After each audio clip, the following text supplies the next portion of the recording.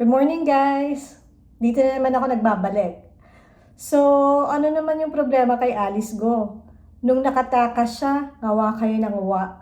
Ngayon, na naibalik na sa Pilipinas, ganun pa rin. Ay, hindi na natin alam kung ano pang gagawin natin. Anyway, may mga nagsasabi na si Alice Go daw ay may special treatment. Hindi ba niyo alam na si Alice Go ay isa sa mga espesyal na prisoner, kumbaga VIP siya.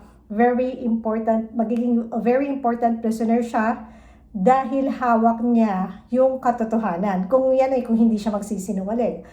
So, thankful ako dun sa Indonesian government na nakipagtulungan doon sa Philippine government na mahuli ito si Alice Go. So naka-private plane po siya kasi baka makatakas. Meron siyang death threat kaya siya umalis. Yung mga tao na tumulong sa kanya kung paano siya nakaalis ng bansa papuntang Indonesia, yun dapat yung managot. So, hindi ba dapat tayo matuwa na naibalik na si Alice Go dito sa Pilipinas?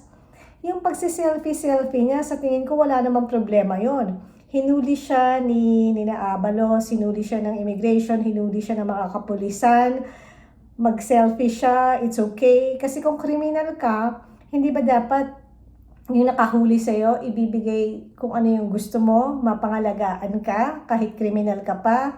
Yun yung parang kumbaga last supper na ni Alice Go yun, baka nga last selfie niya na yun. Ang dami-dami mga kriminal natin dyan na kapag ka nahuli ay nagpapa-wheelchair, nagpapa-photo op, nag-selfie-selfie din naman tayo. So anong problema dun sa pagsiselfie ni Alice Go? Ang importante na ibalik na siya sa Pilipinas. Dinala siya sa, I think, sa Camp Crame yata for her protection kasi nga may death threat siya. Hindi natin alam kung tinutulig siya ba siya ng mga, kung sino man yung boss niya dyan sa Pogo. Una-una sa lahat, paano ba siya naging mayor ng Bamban? Sino ang tumulong sa kanya? Hindi ba kapanahunan ng former President Rodrigo Duterte yon? So, Alice Go, Sheila Go, tsaka si Cassandra Ong na ibalik na sa Pilipinas. So, hintayin na lang natin yung magiging hearing. Ang dami-dami kasi mga senador na naman ang pumapapel na kesyo, very unprofessional, uncalled for, hindi dapat binibigyan ng special treatment. Well, we have to give her a special treatment. Kailangan siya magkaroon ng special treatment kasi siya ang susi na kung sino yung utak. Ikakanta niya kung sino yung utak doon sa mga pogo-pogo, 'di ba? Hindi ba nakaka-excite kumbaga. Tama si Kadante. Wala namang problema dun sa selfie niya eh. Kahit na si President Bongbong Marcos nagsalita na dun sa selfie niya. Ganun naman kasi talaga tayo eh. Kapag may nakita tayong sikat, ano pa man, selfie, ganun. So, hindi natin alam na si Alice Go pala, projection lang niya yung pagngiti-ngiti niya. Kinakabahan din yun, natatakot din yan for life. Ganun kasi mga Filipino eh, pagdating sa camera, pagdating sa picture, smile, kung todo smile na yan. So I really don't think na walang problema doon. I know na ang dami-dami niyang kaso, pero pwede rin naman siya kasi maging state witness, pwede din naman siyang gawing, ang tawag dito, pwede naman siyang gawing resource person, kung pwede niya ituro. Malay mo, nasa likod pala nun si Digong, di ba? Yung mga DDS dyan. Well, anyway, naniniwala ako na si Alice Go ay isang Pilipina pa rin. Hindi siya Chinese spy. Parang napag-utusan lang siya.